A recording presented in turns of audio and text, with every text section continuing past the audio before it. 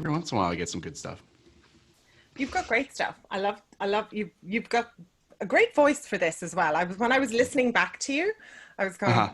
this guy's good at his podcasting. You've got a good It's radio voice. funny. I watched my first video because we just redid our site, and I watched the first video I ever did publicly, and it was a nightmare. You talked about that in the last podcast because It was so bad. you were talking about people who are in trepidation of video. Now everyone's had to force themselves, and you Right. went, "Oh my God, I'm mortified by my previous Yeah, version." like it every once in a while, it's probably every year or so it comes back and it's like whack. You go cringe. Yeah, I wouldn't. Yep. I wouldn't be that brave. Actually, even listening to the podcast that we were talking on, I could hear myself doing a few things that I think I've ironed out by now. Good. But we'll see. You never know. We're Good. human. Okay, Yeah. let's go. Let's go. Welcome back, everyone, to another episode of Agency Life. My name is Clodagh, and today with me I have old friend Remington Begg from Impulse Creative, agency owner since 2007, Yeah, I veteran, know, right? HubSpot partner since 2012, Diamond partner in 2020. Yeah. How in goodness, welcome to the show, first of all, Remington. Yeah. Great to have you back on. It's been 18 months. If anyone would like to go back to episode 4, that's Remington was one of the first people that came on the show. And I put a call out to agencies to say, do you want to catch up and tell me what's going on in your world? And you reached out. So it's great to have Yeah. you on the show again. Yeah, thank you so much for having me. Again, this is great. I love this. I didn't even realize this was a thing until it's like a time capsule. Correct. You know what I Yeah. mean? It's Yeah. funny. I've been on a couple other agency focused podcasts, and I remember one way back when I did, and I was like, "Yeah, we have everything figured out," and then, and then they're like, "It." By the time it was recorded to when it went live, Things everything was have different. changed. So, Do you have a word for how the last few months have felt to you in the agency? yeah. So, um, extra heavy. I think it's probably the two different ways. We've been blessed with, um, I went through the downflow of, I started the business a year before 2000, well, in 2007, right before the 2008 economic just like fallout that we had. And that was really hard to start a business then, but it also taught me a lot of lessons early when things weren't as painful. So those are like ingrained in my soul. So we're really lucky that that we didn't, for instance, like there's a lot of people that say niche down. There's really great value that could come out of that, but there's also really high risk. Right. No one could have seen, no one in their right mind could have seen anything that would have happened this year so far, or what will continue happening. We'll see. Yeah. It's not over yet, but it's just heavy. I mean, as a leader, it's hard because it's a massive responsibility. Everyone wants you to know what's supposed to be done or to do, and then at the same time, not even communicating the whole kids at home and working remote and like life upside down. Mentally, it's just heavy as a human, I think, right now. Yeah. So, so it compounds a couple extra ways for from an agency life standpoint, and it also, I think, I was hoping for a correction in the market, as horrible as that sounds, and we were preparing for one, and so that made us make some decisions late last year, even throughout the year last year, that made it so it was less uncomfortable, not more comfortable, less uncomfortable. Yeah.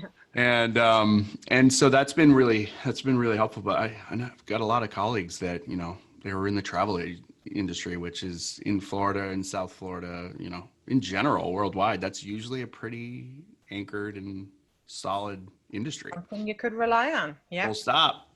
you know. So there's some crazy stuff going on there, but I think that I honestly and truly think that as companies will come out of this healthier and stronger. I think people forgot what it was like to actually sell, right? I mean, we've been order takers. Right.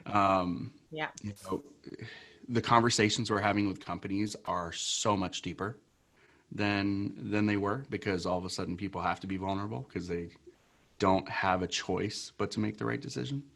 So it's just it'll be very interesting, but it's heavy. It's really heavy. Yeah.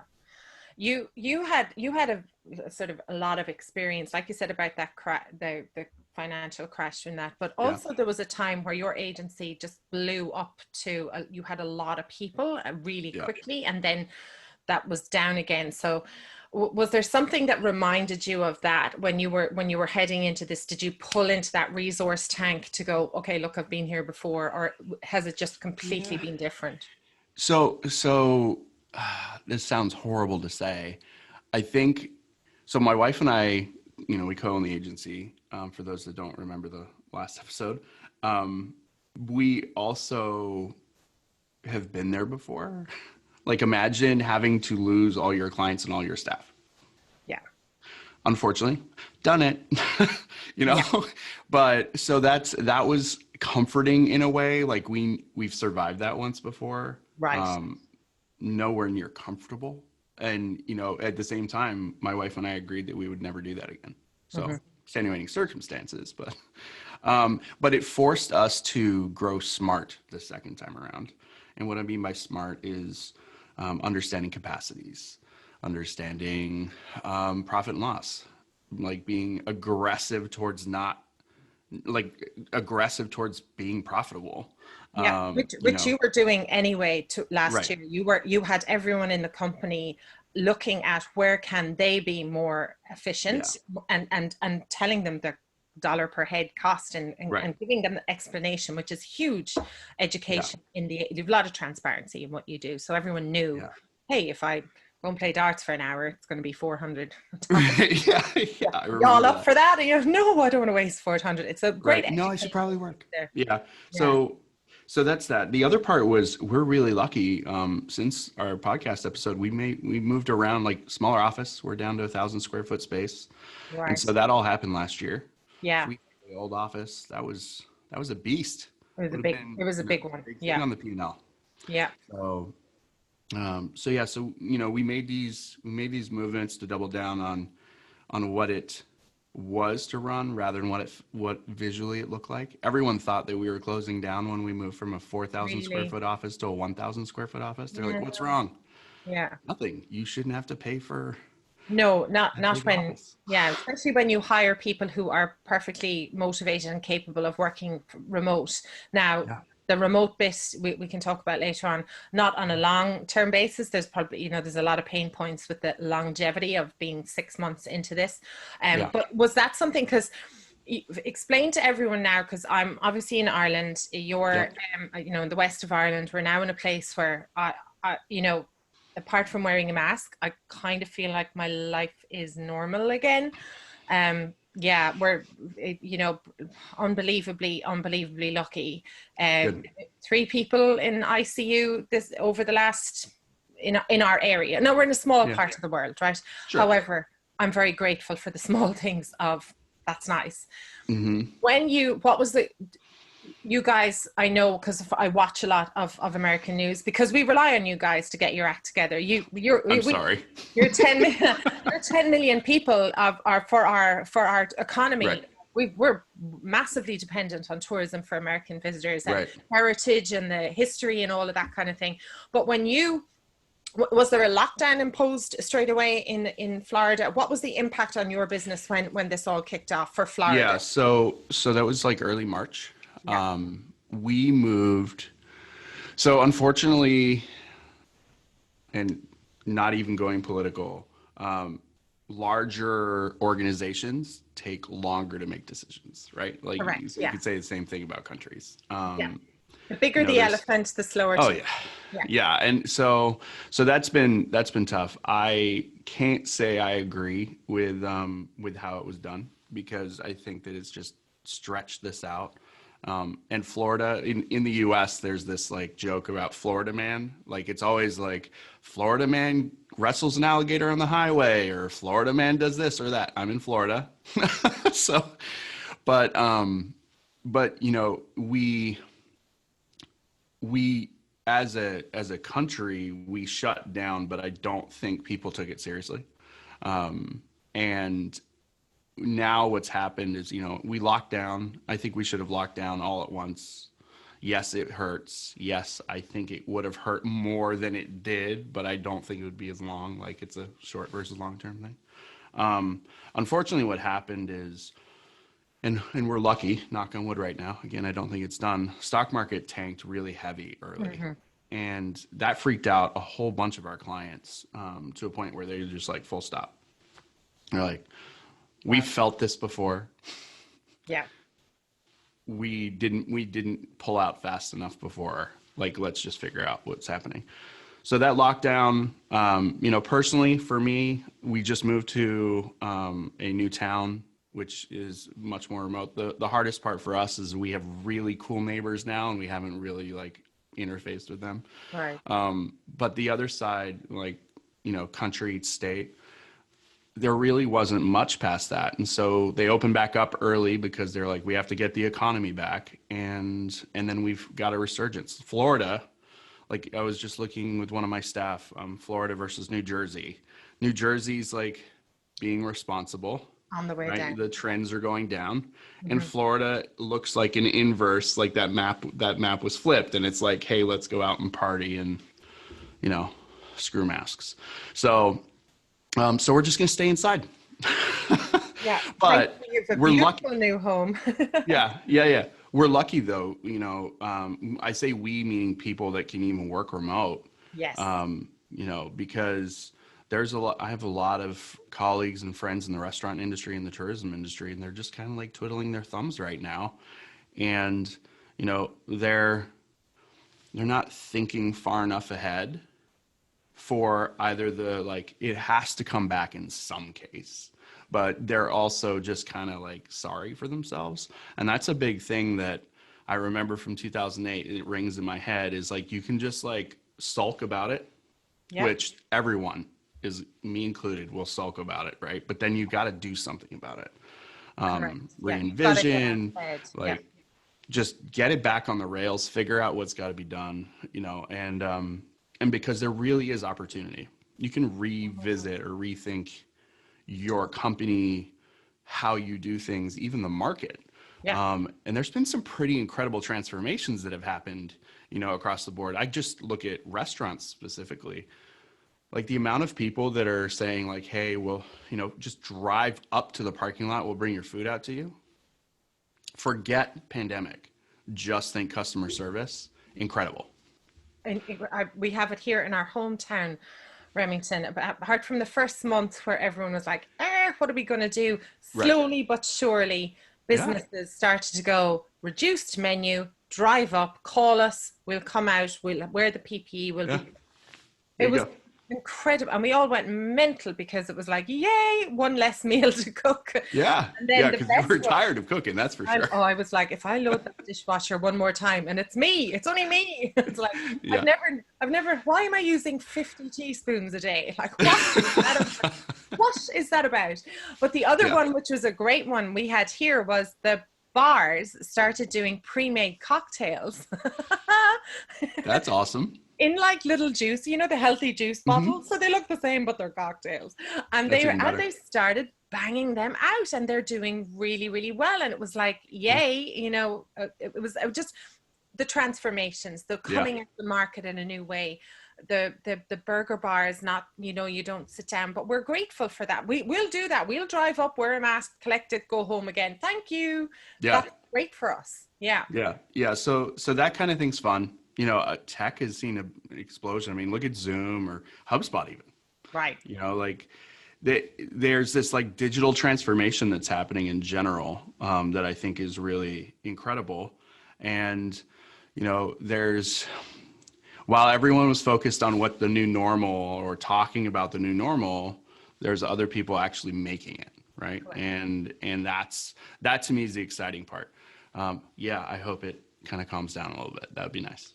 Yeah, apart from the health side of Yeah. things and that stress, and then once you go, okay, I'm doing everything I can, I'm taking care of my immunity, I'm at home, I'm looking after myself and my family, I'm doing the best I Right. can, I'm being as careful as I can. Now, what are the opportunities and what are we doing? And we are very, very lucky to be in the digital marketing, Hmm. in that tech area where, you and I have been working online for so many years, Right. and business meetings and Zoom meetings and all of that are very natural to us. Probably a little bit exhausted from them. I want to learn what you're doing to look so bright-eyed and bushy-tailed, because some days I swear it's not happening. But tell Yeah. us about in the beginning. So you closed the office and said everyone to stay Yep. at home. You despite forget. I think this everyone had to do that. Mid-February. Forget what the government's saying. I'm Yep. reading and watching the news and I can see what's going on in the world. Let's do this. Yeah. What were the big things after your clients saw the stock exchange dip and then they saw it coming back up? What happened next that you kind of sat down and went, right, we've got to think differently here? Yeah, so I think it was a week before the stock market actually saw, like we saw, so we've got some friends in Italy. Italy got hit really hard and they Oh, got hit hard brutal. early, right? Like Brutal. Yeah. so, so that was sobering for us because rather than it being on the news, it was actual humans we knew, right? Yeah. Um, Yeah. and, and that's the other byproduct. It is not to take it too far down a tangent. All of a sudden now we went from like, we're in the US, you're in the, you guys are over on the other side of the pond, and then we've got friends in Italy and all these things. All of a sudden now everyone's like uniting on this like common evil, you Right. know? Yeah. And that's never happened in my lifetime where we can all be having a conversation and be relating to the fact that kids are stuck home or that we're all just cooped up. Like I've been talking to people in Australia, been talking to people all over, and they're like, "Yep, Yeah. same." so so going back to this, so we saw that coming. We took the office last year. It was last June, and I can't believe it's been that long already. The last June we downsized the office and we made our in-house team at that time. So we have 16. At that time we had 6 people that were in-house, and we expected with the last lease to be 15 to 20. So like the office was huge. And so like everyone could essentially be in a different room and it would look like no one was in the office. And so we we decided when that came up for renewal that there was a significant savings. Like it was 6,000 a month for rent and we're down to one, right? And Awesome. so Brilliant. that's almost a full-time employee right there. And so we made that pivot and we were lucky. What we did is this is all June last year, like before coronavirus is even a thing. And we said to the in-house team, you guys don't have to come to the office every day. Let's just come in Tuesday, Thursdays. Super. And so that'll allow for us to get some like passive time with me. It was really more for them to be able to see me than it was for me to have to see them. That's right. And so that went well. It was a little bit longer commute for them. And then so fast forward, 2 of the employees left towards the end of the year. I hired Julie on for director of inbound, and she's remote. So now there's a manager that's remote. And so like the needs started to pivot and change. And so fast forward to January, we had 2 people in office because the others moved. And the 2 people in office other than me, one of them was about to have twins. And so really it was like Russell, one of the developers, and myself. And I'm like, don't even worry about coming in. So it Yeah. was easy for us to make that decision because it wasn't like a big change for everyone. Yeah. But it was an unnecessary thing. I would have done it anyways. And I was like, look, this is serious. I expect you to act like it's serious. And like, we're not meeting with clients, even if they're near you, like Don't care. Like remote. no. Mm-hmm. And I think there's a really important piece on that. It was protecting my team, but we're in branding, we're in like customer relations, no matter how we look at it, no matter what business.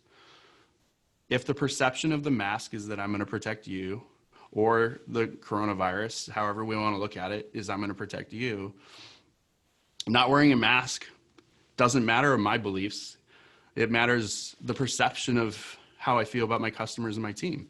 And so that's a huge thing where I'm a huge proponent, like almost soapboxy about it. Like if you're a company just over indexed on being responsible, it's not going to hurt you, you know? And so we leaned in on that, and I've had customers say, we really want to come in for a meeting.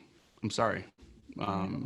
We can do everything you want. We can have as many meetings as you would like virtually. Yeah. So yeah, we're still here. We're projecting, and I said this back in March, nothing is going to feel anywhere near normal until November. Yeah. Like we have to plan for that. And some of the crazy stuff you asked, like what I started to see, and this is where I'm not sure we're done yet, is we pay a lot of attention to our customers' pipelines and, you know, sales acceleration and everything. And there was some pretty obvious people who had like 1 week, 1 month sales cycles that felt it early. A couple of those people aren't our customers anymore. Wow. They'll hopefully come back, but like hit them hard, right? They were like, hey, we sell this today. No one wants it today. We have 2 weeks ramp. We're done. We're done.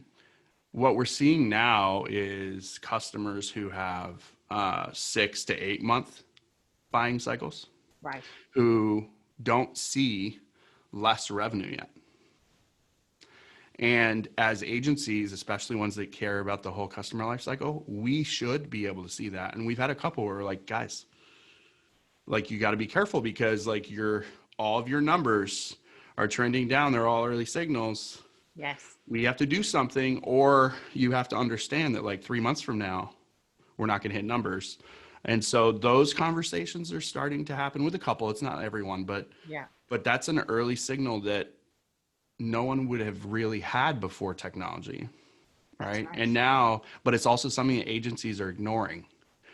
And that's a way, forget the company for a second. That's a way that the agency could go, we might need to replace that revenue in 3 months because if they're not making it, they're not going to pay for it.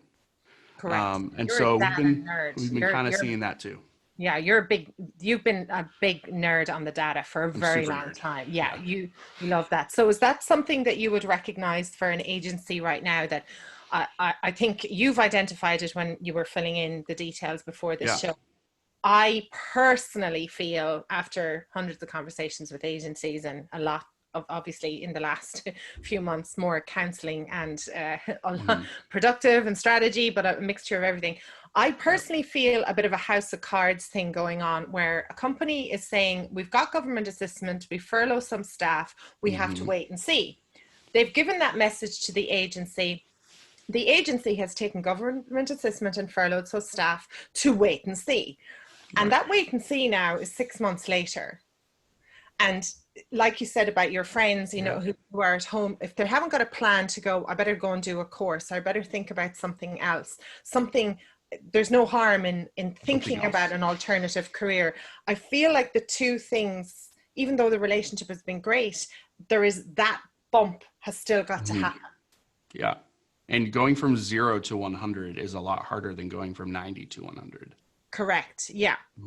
So if an agency is there in that situation right now, and just an example of that life cycle, how did you initiate that, and what were you digging in? So I went to the report, I digged into this, and then I had a conversation with them. So most people that I talk to, agencies or otherwise, don't raise any alarms until they're not profitable, until it costs them money. What they don't understand is the costing them money isn't at the 0 mark. No. It's at wherever they were with profit.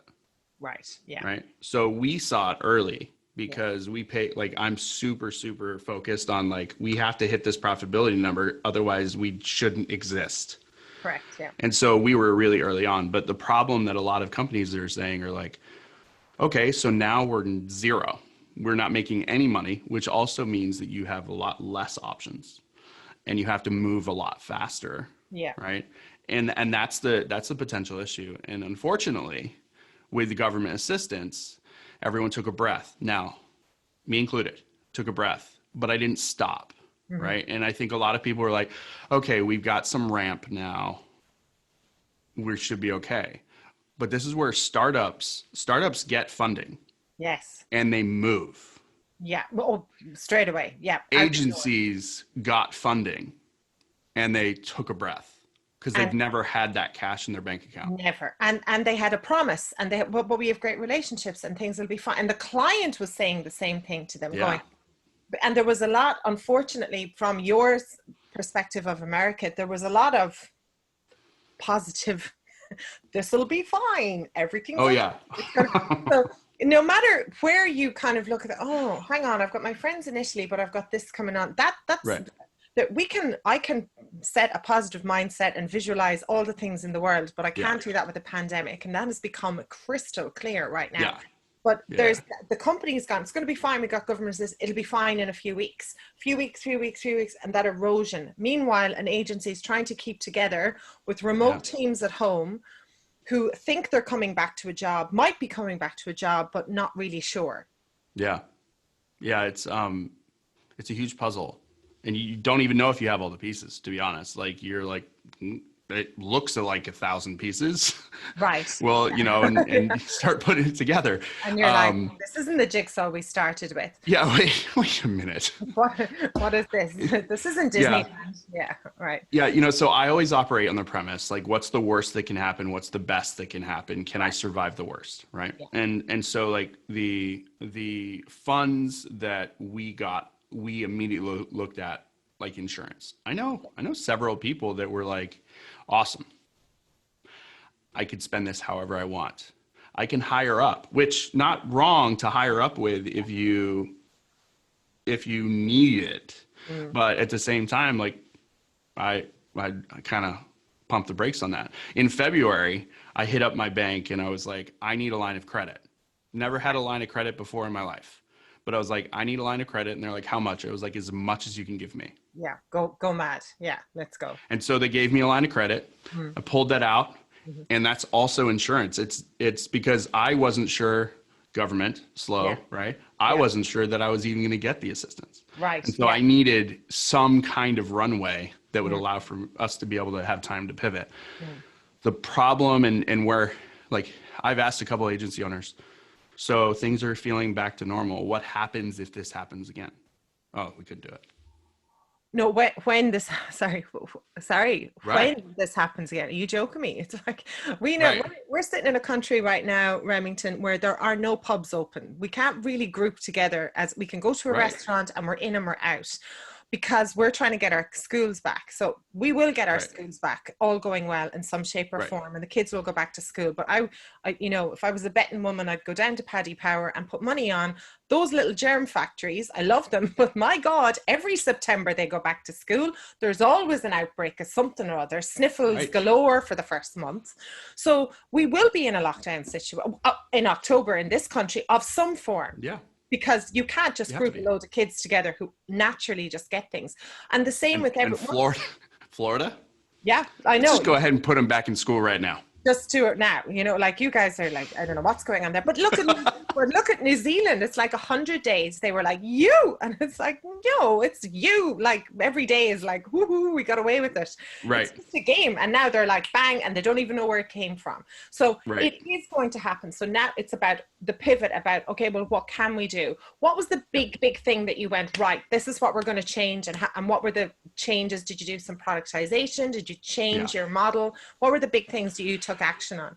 So we changed everything. And the reason we changed everything is, and for the record, change everything is dangerous by itself. Change management is a real thing. We're still dealing with some blowback from that. In a pandemic, where people just in general, right? Like, but doing it in a pandemic on top of everyone being distracted, you know, but it's a lesser of two evils. Yeah.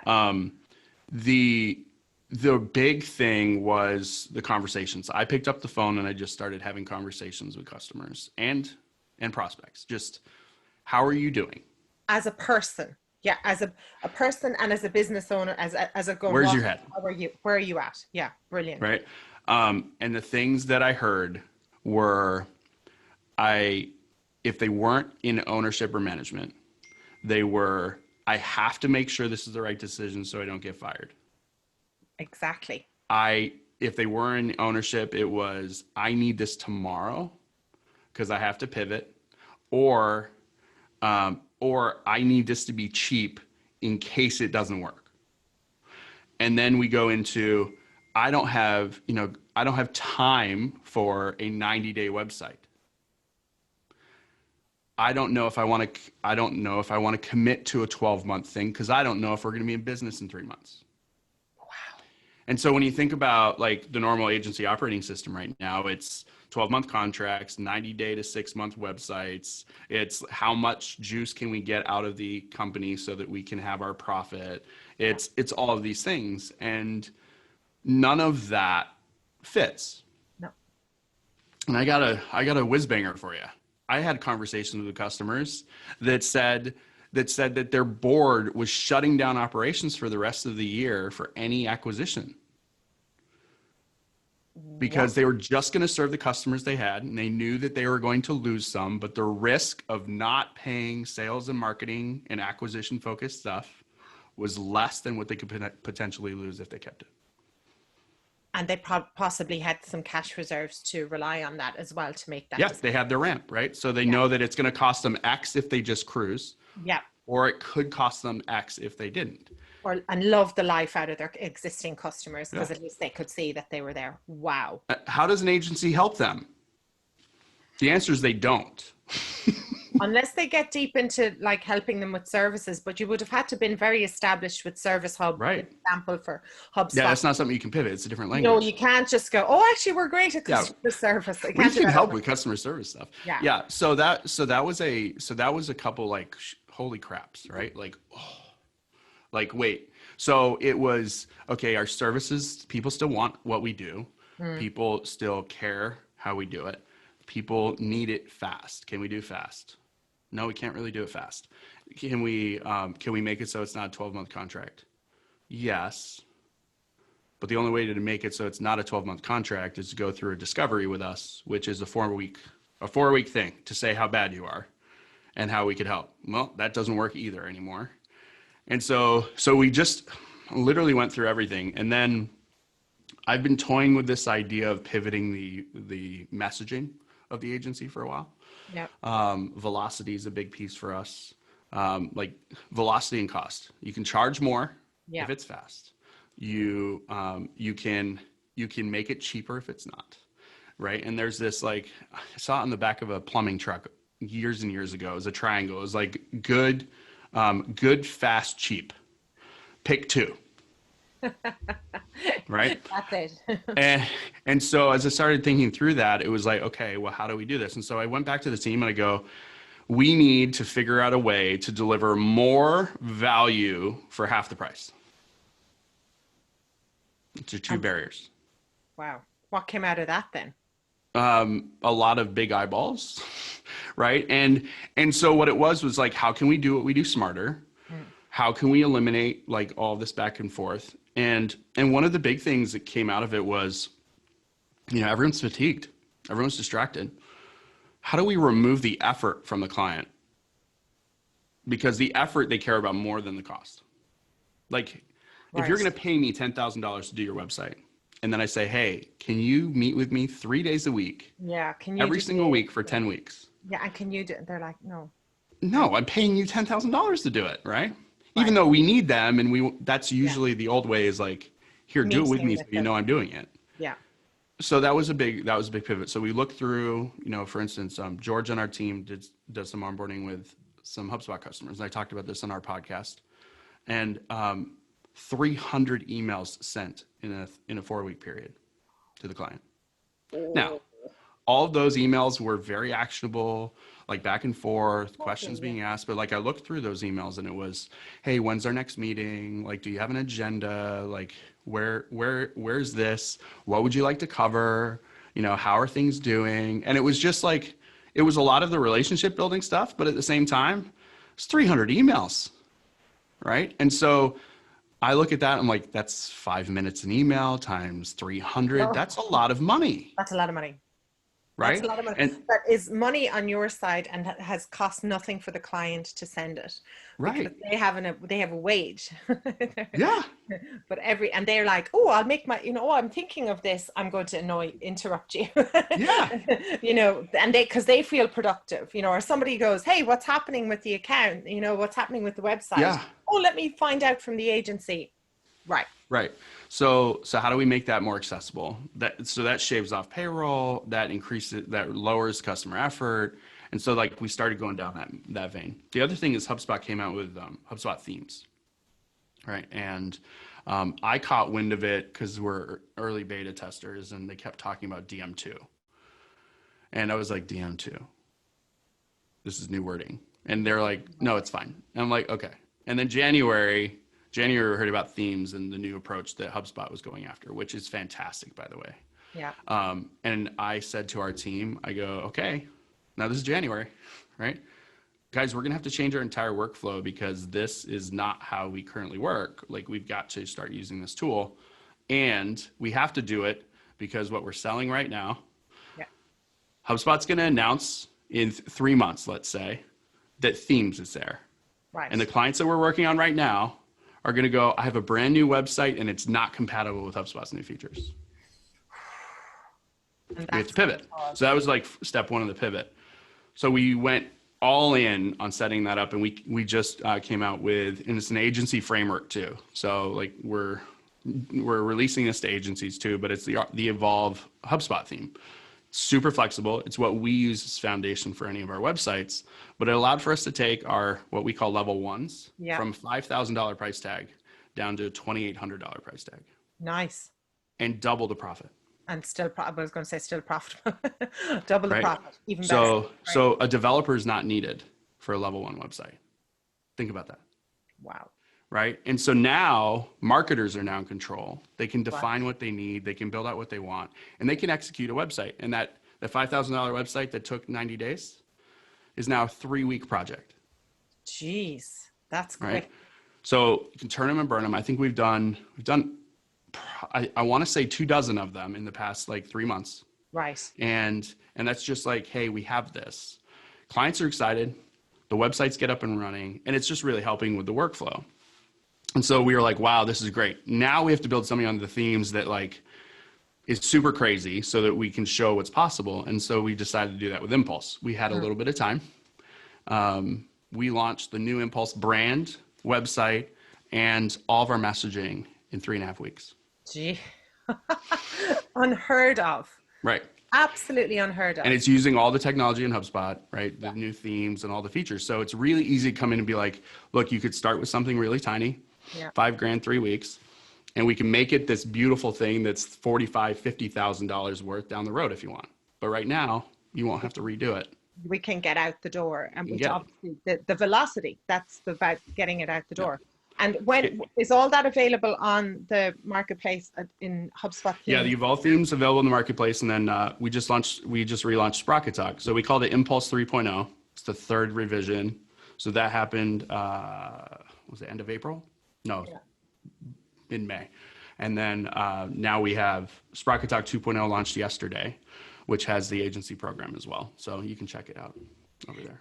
I have checked it out already because I'm Josh, who is on the team, is a very old friend of mine as well, and he's super proud of all the work that he's doing. So every now and again he goes, check this out, Clodagh, and I'm like, oh my god, what are these guys up to? I just love it. We made we have some very interesting experiments running, but like it's 100% built on HubSpot. I think it really, so between Impulse Creative and Sprocket Talk, it really flexes the muscles of what's possible. Right. And what's cool about it is it's one platform. And sure, HubSpot can be expensive for a lot of people, but like there's features and functionality that are there. But it's really allowed a lot of things to happen. So the last part of this like pivot, 2 pieces. When we went back into like, where's all this stuff happening? I talked to our project manager, Audrey, and she was like, I have these 15 documents that I send clients. It's project plan, weekly status updates, all these things. So you have George, 1-to-1, right? You You got Audrey sending these things. So if we look at all the emails that the client gets over 90 days, it's insane. And then if I said to anybody, how do you feel about 900 emails? They would say that they have to go to the pub. Yeah, lose their life. Yeah. So what we have done, and we're coining it the customer experience platform, is we've created a front end experience using the HubSpot CMS that takes you from prospect. You get to see all of our resources with one form. You fill out one form on our website, and then you get access to everything, all the way through to customer service and delivery. And you don't have to create any extra content for it as a user. So deal statuses, ticket statuses for projects, contact updates in the system, feedback surveys. It's all in the CRM. So the team is now using the CRM, and they have a front end functional system that the clients access whenever they want. Sweet. And so we're pulling in reports, we're integrating DataBox, we're pulling in all these things. And it's just a beautiful packaged bow that the client doesn't have to go anywhere else. All they have to do is go to their dashboard. That's it. And they know. And that's been incredible. And you can talk to them, you can do a video about it. This is the dashboard, and they can always have that and things like that. Yeah, to improve that. All their awesome pivot. All of their stuff. And then the final piece is guided learning. So we've been experimenting with Sprocket Talk for the past 2 years. And Hublms is something that I launched on a weekend. I think it was April 1st, or the first week in April, whatever weekend that was. And I had 2 people say, hey, how did you build this for Sprocket Talk? Because they're obviously in the mindset of like, how do I take my business from a service-based business to something that's more virtual? Yeah. And I was like, it's pretty easy. I'm coming from an engineer mindset, right? Right. Yeah. And so they're like, well, how much would it cost if you did it for me? And again, how do I make it cheaper and create more value? I was like, well, give me a little bit. And so it was over the weekend. I built it on themes. It was our first theme that we released. And I built out this module that no one has to touch, no code. And it's not eligible for the marketplace at the moment because of HubSpot. HubSpot's like red tape. Right. But I just decided to put it up on a page and say, here's a buy now link. You can buy it if you want it. And we have sold so many. Yeah. And what's crazy is like 90% of the people buying the Hublms are not in the United States. But yeah, because the education piece is the next bit. It's like, right, that is a huge area. How happy are you that you invested in the Sprocket Talk at this particular time? Like that is a whole arm of the business that, between yourself and George. It is. And now people are learning online and wanting to learn online from the experts themselves. Fantastic initiative. Where would they get that LMS? I'm actually, in my ears are pricked up around that myself. Where do I find that? So that's on hublms.io. It's got its own site, or you can go to sprockettalk.com. It's in the footer as well. Beautiful. That's a lot of pivoting. Well, you seem that you look good, you feel good. Yeah. How has life been? I know you had a really good regime going with yourself and Rachel, right? So you would get in the car, you would go to the office, you would come home. Do you remember that conversation about you would actually over the bridge? I shut off the phone. Yeah, you would call Rachel to have a work chat so that you could be work part. So you could sit in the car and decompress. Greet the children, move. There's been a new one since our first podcast. There's been a new baby. So there hasn't been any gap time. How have you transitioned together as a couple working together? Yeah, so that part's probably the harder piece. It always is, but in the best ways too. So Ethan is 9 months old now. He was born in November. And with Carter, my 4-year-old, like I didn't have an opportunity for paternity leave, just with all the stuff going on, because Carter was born right as the fallout happened with all the employees leaving the first time. Yeah. And so I was back to work like 3-4 days later. And so this year, hired leadership, and Julie on the team brunted the most of it. I hired her, I think it was like the first week in October. I said, you need to come. Her first day was in-house. Like, she's from New Jersey. Like, you need to fly down. You're going to get Impulse Creative in Remington from the Kool-Aid in 2 weeks, because I could have a baby in 2 weeks. Yes, So, download. and, between her, Jackie, who handles the new business, and Audrey, who is the director of projects now, those three, and the rest of the team, but those three really like just kind of covered. And I actually got a full 4 weeks paternity leave. What was that like? Surreal. I'd never do anything easy. We were moving. We sold the house that like week before the baby was born. And then we had to move and all that jazz. But that's a whole nother podcast. But part of that move was coming to Babcock Ranch. And so Babcock is out here. One of the things was I was 45 minutes away with our new office from the house. And so if something happened with the baby or Carter, right? So now there's two kids. Like, I was like, crap, I'm 45 minutes away. This is as fast as I could drive. I think I could make it 30 minutes. If you're lucky, no traffic or nothing. Yeah. Mm-hmm. So that was kind of like a mental move that we had to do. And so it worked out great because this is a new community. The new office is now a 3/4 of a mile walk, but I don't get my downtime. Right. So just as we were getting that all, February 14th, we moved into the new house, which is just down the street. And then we're just starting to get a routine, and then COVID. So it's like, okay. So, but the cool thing is I've been able to see, Ethan crawl. I've been able to be around Carter, and other than the fact that he's pretty confused about, are you working today or are you not working today? Like, that's probably one of the biggest areas that I've seen is like, he'll come in and be like, can we play yet? And I'll be like, I got another meeting. And he goes, just make it a short one. Like, he says that, like, just make it a short one. It's like, okay, but I have 14 of these today.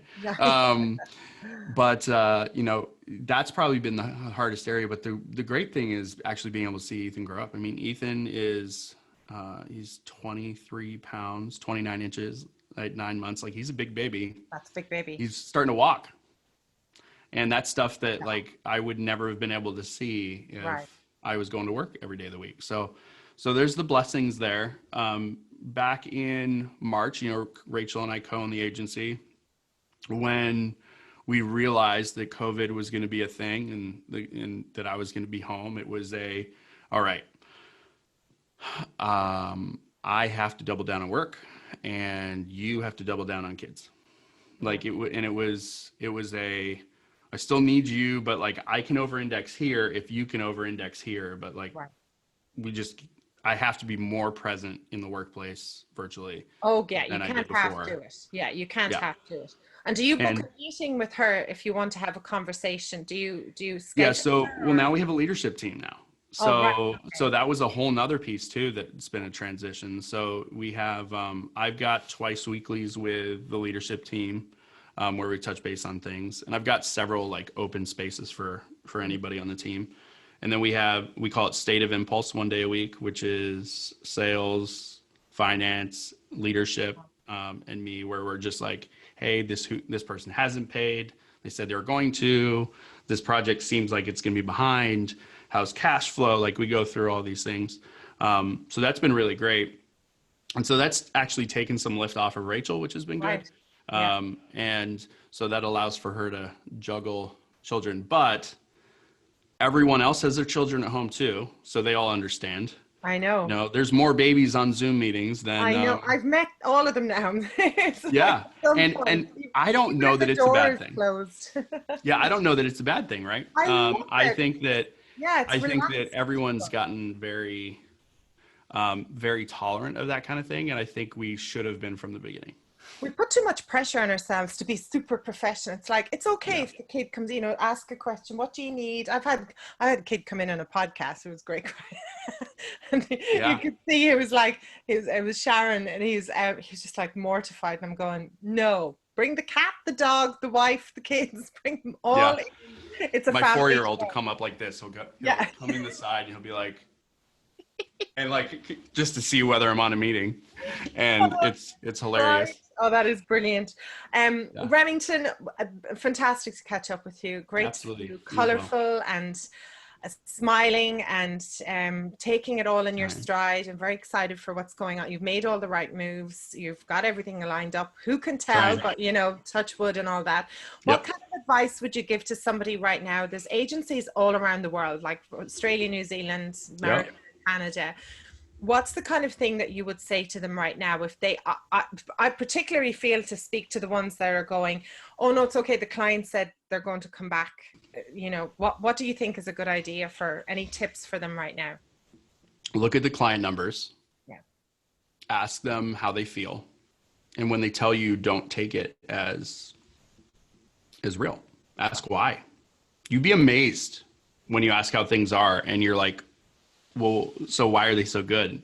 And they don't have an answer. And if they don't have an answer, either they're not willing to tell you or things aren't actually that good. Yeah. And if they are, either way, that's risk, right? And I think any agencies, whether I know a lot of people trying to start agencies right now too, which Lord, really? opportunity. Do they think it's easy? I think they think it's easy, whether they were laid off or what have you. Like it could be a survival thing, but start with zero. Yeah. Don't borrow. Know what your cutoff is, right? And what's the worst that can happen? What's the best that can happen? Can we survive the worst, right? And you have to operate now more than ever. You have to operate on that. Brilliant. And please, for all that is holy, if you have government assistance, leave it in your bank. Just look at it. Try and operate and make decisions on what's real, because like in the US, we don't know what the payback terms are, to be completely honest with you. Like the terminology is on a website. The terms and conditions are on a website that has been updated 5 times since I got the money. So, it's incredible. Like I asked my, sorry, tangent. Yeah. I asked my banker when I got the paperwork for a copy of the terms and conditions that were in the virtual paperwork. Right. And the She said that I was the only person who asked for terms and conditions. Lord, because people were panicking and going, oh, gee, They're like, I need cash. Yeah. At what cost? Right. At what cost? Right? And when? And and when? Because you guys, I don't, you're printing money. Yeah, we have. So how the PPP loan works? It's you have to pay it back within 24 months. I don't know anyone that has ever borrowed any substantial amount of money, but like 24-month car loans aren't a thing because of the high payback term, right? That's right. Like Yeah. it's a lot. It is. So for us, that'd be over $23,000 a month. Woohoo! You. So like if you have that money, it's one thing, but what if you don't?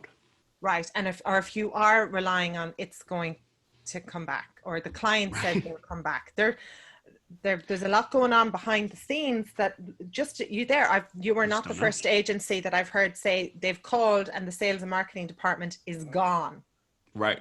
Is gone because the owner of the business feels they can do it themselves for the moment because they have to, because of the cost. So great advice there, Remington. Yeah. Obviously, I'm very disappointed that I am not going to inbound, but also I'm also slightly relieved I don't. Yeah. Well, we have video and it's been fantastic hanging out. It's like we're just in a coffee shop or the Starbucks at the West End. Oh, Starbucks at the West End, exactly. High on caffeine, full of vibes. So, that's right. But hopefully we will see each other very, very soon. Thank you so much. No problem. We'll see you around.